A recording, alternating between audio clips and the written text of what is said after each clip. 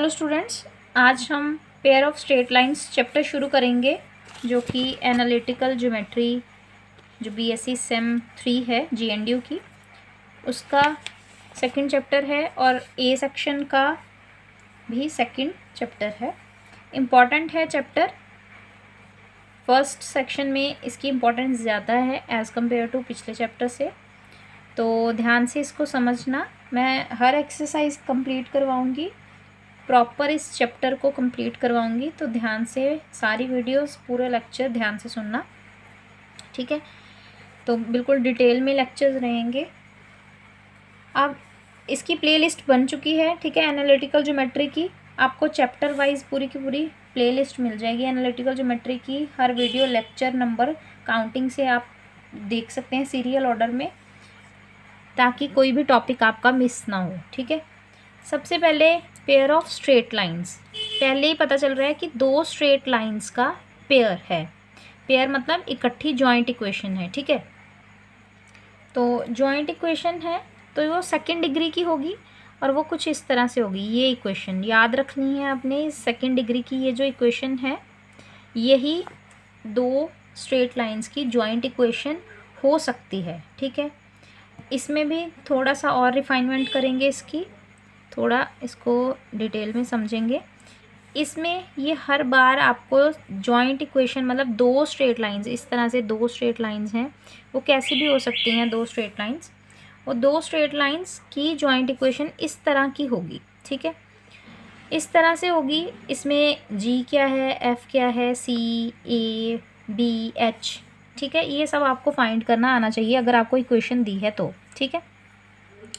अब देखो, अगर कहता आपको जॉइंट इक्वेशन दी है तो लोकस ऑफ द इक्वेशन, इस दो फैक्टर्स जो दो स्ट्रेट लाइंस की इक्वेशन है, अगर A X plus B Y plus C equals to 0, तो आपने ये स्ट्रेट लाइंस चैप्टर जो 11th 12th में आपको आते हैं, है ना, 11th में होता है, तो इस तरह से जो स्ट्रेट लाइन की इक्वेशन होती है जनरल फॉर्म में, वो इस तरह से होती है ना।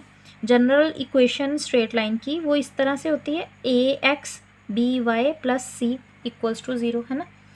तो इस तरह से दो लाइंस को जब हम मल्टीप्लाई करते हैं तो इक्वल्स टू 0 करके जो इक्वेशन तैयार हो जाती है वो हमारी जॉइंट इक्वेशन होती है, ठीक है। और जॉइंट इक्वेशन को अगर हम दो फैक्टर्स में स्प्लिट कर लेते हैं तो फिर हमें दो स्ट्रेट लाइंस मिल जाती हैं। कैसे करना है, क्या करना है, इसको थोड़ा डिटेल में मैं समझाती हूँ आपको, ठीक है। यहाँ पे सबसे पहले तो आपको ये रूल टिक करना है। यहाँ पे जो रूल 3rd लिखा है ये आपने याद रखना है। मैं अलग से लिखूँ उसका कोई फ़ायदा नहीं, बुक में, बुक सबके पास होगी, ये बिल्कुल स्पेक्ट्रम वाली जो आपकी स्पेक्ट्रम वाली बुक है जो नॉर्मली बच्चे यूज़ करते हैं, शर्मा पब्लिकेशन की, वो ही है मेरे पास। तो जीएनडीयू में तो यही बच्चे ज़्यादातर, मैक्सिमम क्या सबके पास ही यही होती है ना। तो रूल को टिक कर लो, काम आएगा। थोड़ा सा जूम कर दूँ। Rule to find the joint equation. अगर मुझे दो स्ट्रेट लाइंस दी हैं, उनकी जॉइंट कलेक्टिव एक इक्वेशन बनानी है, तो कैसे बनाएंगे। जॉइंट इक्वेशन बनानी है दो स्ट्रेट लाइंस की या उससे ज़्यादा की, तो हमें क्या करना है, सबसे पहले whose separate equations are given, जिसकी सेपरेट इक्वेशंस अलग अलग दी होंगी, ठीक है, दोनों लाइंस की। एक लाइन अलग, एक दूसरी लाइन अलग, इन दोनों लाइंस की अगर जॉइंट इक्वेशन या एक इक्वेशन बनानी है तो कैसे बनाएंगे, simple, make the right hand side of each equation as 0। मतलब हमें क्या करना है, अगर इक्वेशन इस तरह से दी होगी स्ट्रेट लाइन की 2x plus 3y equals to 4, तो राइट हैंड साइड को 0 बना देना है। मतलब सारा कुछ उठा के लेफ्ट साइड पे ले आना है। तो पहले तो इक्वेशन को इस फॉर्म में बना लो, कहता, ठीक है। ये इस फॉर्म में क्यों बना लिया, क्योंकि ये जर्नल फॉर्म बन गई, ठीक है, जो हमने 11th क्लास में सीखी है स्ट्रेट लाइन की, A X plus B Y plus C वाली, तो ये उस फॉर्म में बन गई। तो इस तरह से जर्नल फॉर्म बना के स्ट्रेट लाइन की, तो इसीलिए उन्होंने बोला स्टेप 1 क्या करो, जो इक्वेशंस दी हैं उनको सबको राइट साइड से खाली कर दो, लेफ्ट साइड पे ले आओ सब कुछ, है ना। फिर सिंपल क्या करना है, स्टेप 2, सिर्फ क्या करना है, उन इक्वेशंस को मल्टीप्लाई कर देना है, that's it. Multiply the left hand side of the resulting equations and equate to 0, the product so obtained is called joint equation. उसको हम क्या बोलेंगे, जॉइंट इक्वेशन बोलेंगे, ठीक है। आगे देखो, फोर्थ नोट भी मोस्ट इम्पॉर्टेंट है आपके लिए, थ्योरेटिकली बहुत इम्पॉर्टेंट है। The joint equation of pair of straight lines through the origin, दो लाइन्स ओरिजिन में से पास करेंगी, ठीक है, ओरिजिन में से जाके निकल के जाएंगी दो स्ट्रेट लाइन्स, जो उनकी जॉइंट इक्वेशन बनती है ना, ओरिजिन इज होमोजीनियस। द कहता है जॉइंट इक्वेशन, इकट्ठी इक्वेशन दो स्ट्रेट लाइन्स की, कौन सी दो स्ट्रेट लाइन्स, जो ओरिजिन में से पास करती हैं, उनकी इक्वेशन हमेशा क्या होगी, होमोजीनियस होगी, मतलब उसकी डिग्री इक्वेशन की एक जैसी होगी, सेम होगी, होमोजीनियस होगी, किसमें, सेकेंड डिग्री में। Converse is not true, converse true नहीं है, इसका मतलब क्या हुआ कि हर होमोजीनियस इक्वेशन सेकेंड डिग्री की वो क्या हो, दो जॉइंट इक्वेशन, दो पैरेलल बोल रही हूँ, दो लाइंस की जॉइंट इक्वेशन हो, ये ज़रूरी नहीं है। दो लाइंस की जॉइंट इक्वेशन, कौन सी दो लाइन स्पेशली, जो ओरिजिन में से पास करती हैं, उनकी जॉइंट इक्वेशन क्या होगी, पक्का होमोजीनियस होगी और सेकेंड डिग्री में होगी। कन्वर्स ट्रू नहीं है, इसका मतलब सेकेंड डिग्री में जो होमोजीनियस इक्वेशन होगी, हर इक्वेशन जो सेकेंड डिग्री में होमोजीनियस है, मतलब जिसकी डिग्री 2 होगी और वो होमोजीनियस है, हर बार वो स्ट्रेट लाइन ही का पेयर ही बनाए, ऐसा ज़रूरी नहीं है, ठीक है।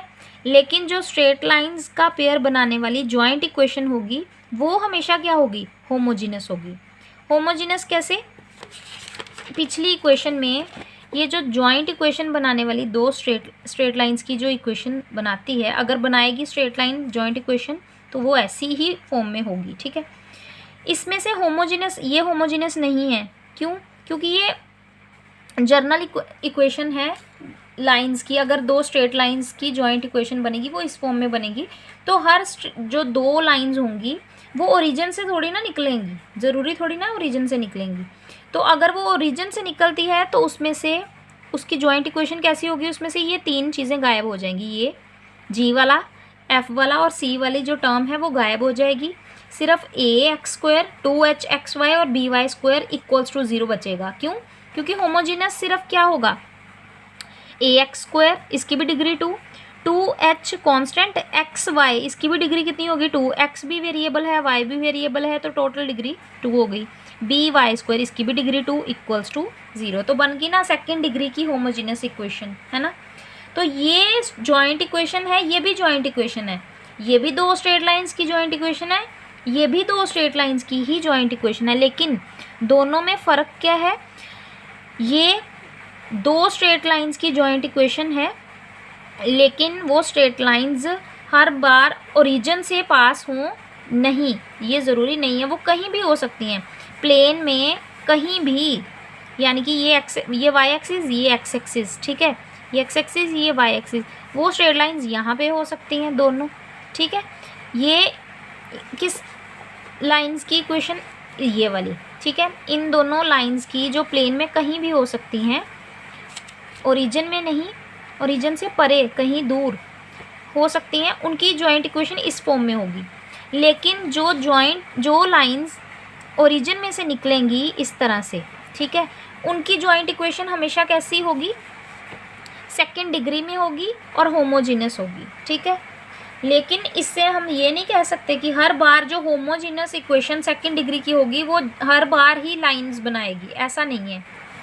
अगर लाइंस की जॉइंट इक्वेशन होगी तो वो हमेशा होमोजीनियस होगी। मैं बार बार रिपीट कर रही हूँ ताकि आपके दिमाग में बैठ जाए, ठीक है।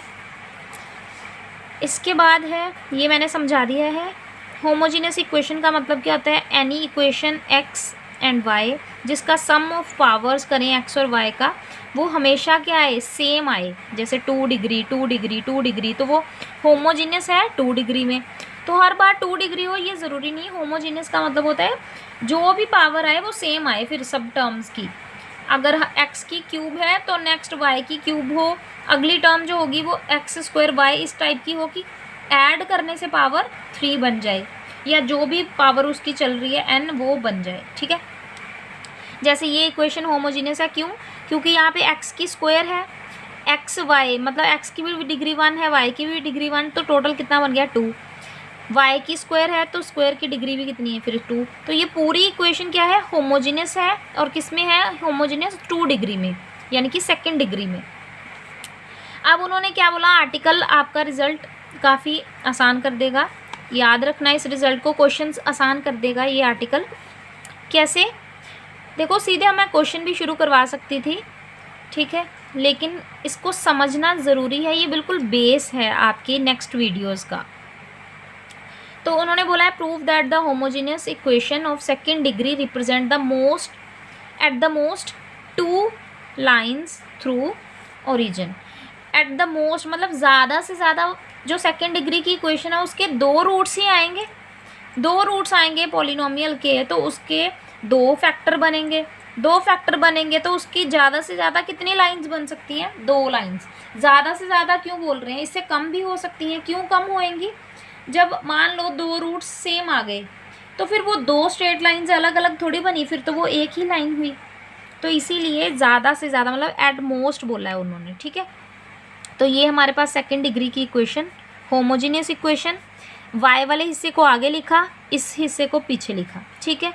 अब इस पूरे को x स्क्वायर से डिवाइड कर दिया ताकि ये y बाय एक्स में क्वाड्रेटिक बन जाए। पहले y बाय एक्स की स्क्वायर, फिर y बाय एक्स, फिर बिना y बाय एक्स का, तो मतलब y बाय एक्स की होल ऊपर स्क्वायर, y बाय एक्स की डिग्री 1 और a y बाय